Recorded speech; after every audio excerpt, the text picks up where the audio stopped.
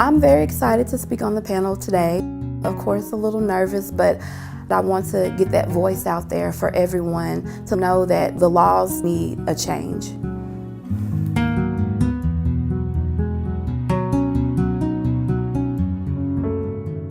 Terrence was never an addict. He kind of picked up selling drugs from another family member, and he knew what he was doing was wrong, but he never thought that he would get, 2 decades.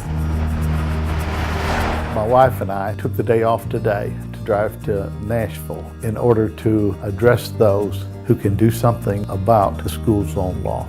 Well, with Sarah, she was selling drugs in her apartment within the radius of 1,000 feet of a school.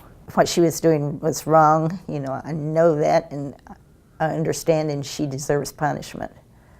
But the 8 years just seemed so severe. You look at us and we're not youngsters anymore. At this point of our lives, 8 years is a big chunk of the rest of our lives. Hi, Joy. Hey, Joy.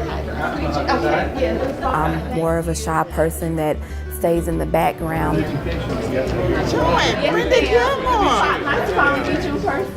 Knowing that these laws have affected so many families in such a negative way, I want to come and be that voice for the families. People don't always want to have to share their stories of their worst moments, and so we're always grateful when families are willing to come here and talk about how they've been personally affected by these laws. FAMM offered us the opportunity to get involved to not only help our daughter, but other families also.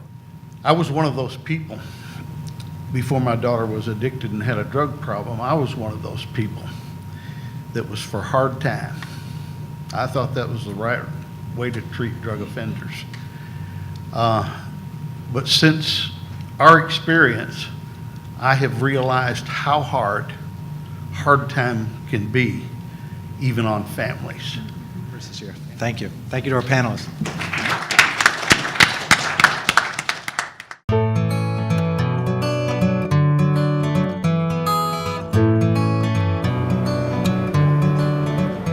We're just ordinary people. I would say the masses out there believe, what can I do to make a difference?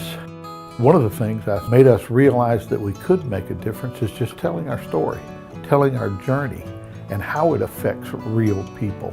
Well, again, I want to thank you all for coming down and pouring out your stories. So I want to speak for not just my husband, but for all of the families.